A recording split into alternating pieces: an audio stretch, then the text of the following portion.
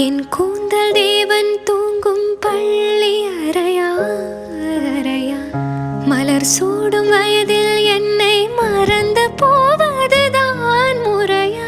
நினைக்காத நேரம் இல்லை காதல் ரதியே உன் பேரை சொன்னால் போதும் நின்று வழிவிடும் காதல் நதியே.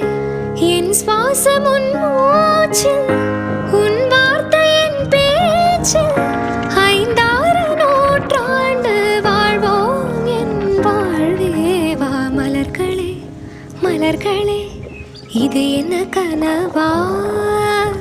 மலைகளே மலைகளே இது என்ன நினைவா?